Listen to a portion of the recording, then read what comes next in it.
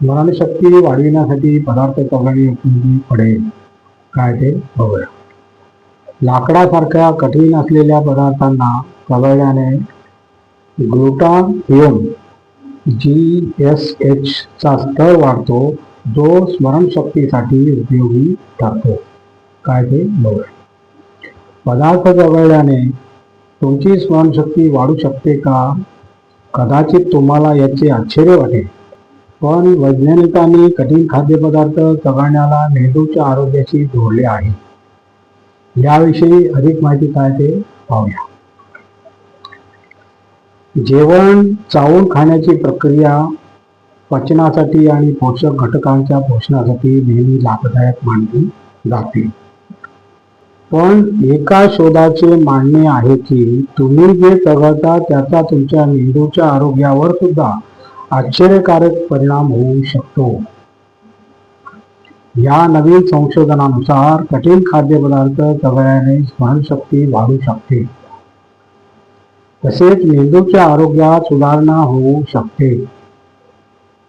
हे च्युइंगम खाण्यासारख्या मऊ पदार्थांना चवळण्याने होऊ शकत नाही. या जादूविषयी अधिक माहिती समजण्यासाठी व शोधाबाबत जाणून घेऊ. हे कसे काम करते?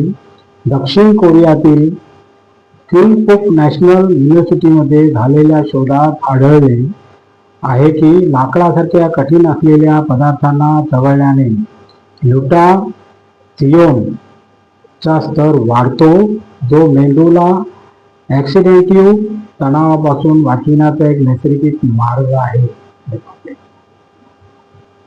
हा ऑक्सिडेटिव्ह ताण मेंदूच्या पेशींना हानी पोहोचवतो, त्यामुळे वयाबरोबर संज्ञानात्मक कार्यामध्ये घसरण येऊ शकते. अशा वेळी GSH चे प्रमाण वाढवून मेंदूच्या आरोग्याला अधिक चांगले बनविता येऊ शकते. GSH एक प्रमुख अँटीऑक्सिडंट्स आहे, त्यामुळे संज्ञानात्मक कार्य आणि स्मरणशक्तीमध्ये सुधार होऊ शकतो. म्हणजे खाण्याच्या कडक वस्तू जसे पॉप्सिकल स्टिक इत्यादींना चवळल्याने सप्लिमेंट किंवा औषधावर अवलंबून न राहता मेंदूच्या अँटीऑक्सिडंट सुरक्षिततेला वाढविले जाऊ शकते. संशोधन कसे केले गेले? जेव्हा VSR चा स्तर घसरतो तेव्हा मेंदूतील पेशी कोणत्याही नुकसानाविषयी जास्त संवेदनशील होतात. त्यामुळे अल्झायमर सारख्या समस्या होण्याचा धोका वाढतो.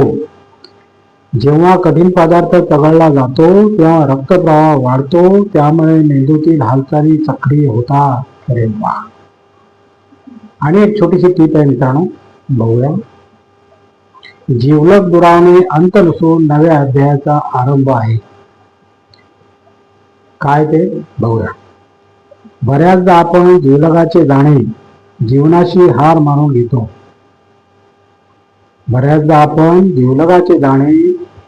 जीवनाची हार मानून घेतो. आपली वेळ, विश्वास आणि आपण जोपासलेले नाते असे सारे काही हिरावून घेतल्यासारखे वाटते.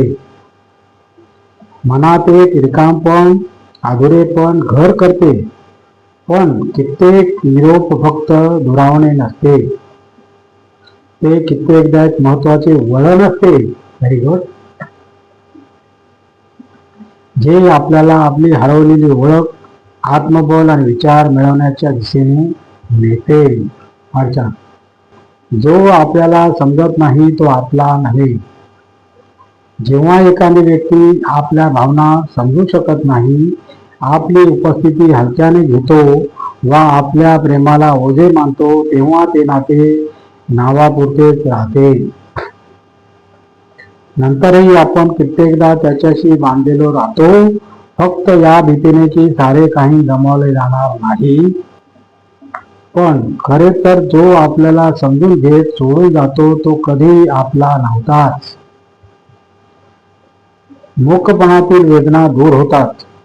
बऱ्याचदा असे आढळते की एकतर्फी समजूतदारपणा, सहनशीलता व प्रेम नाते मजबूत बनत नसून उलट एक बाजू हळूहळू आतून तोडत आहे. बघा मित्रांनो, अशा वेळी जेव्हा त्या नात्याला निरोप द्याल तेव्हा ते फक्त समोरच्याशी नसते तर त्या जखमांसाठी असते ज्या आपण रोग विमुखपणे सोसत आलो आहोत. स्वाभिमानाकडे पडले पाऊल. निरोप देण्याचे धाडस एक प्रकारचे संरक्षण असते. हा स्वतःला त्या स्थानातून मुक्त करण्याचा निर्णय असतो जिथे आता काहीही मान उरलेला नाही.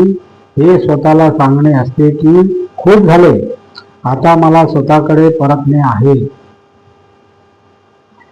तुटणे ही बनवते मजबूत. काय ते बघूया.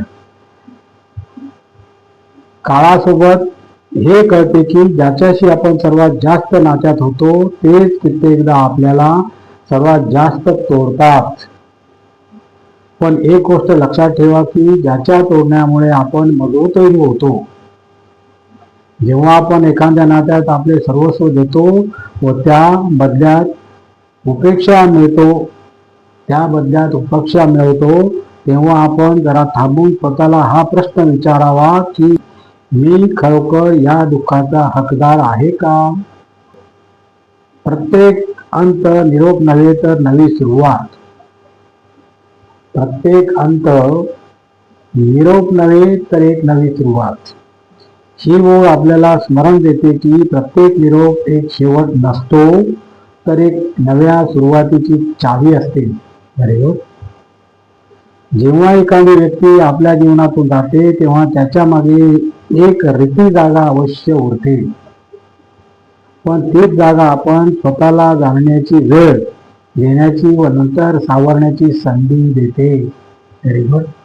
आणि अशा प्रकारे मित्रांनो आजचा आपला व्हिडिओ संपलेला आहे. आणि तुम्हाला जर माझा व्हिडिओ आवडला तर लाईक करा, शेअर करा, सबस्क्राईब करा आणि कॉमेंट जरूर करा.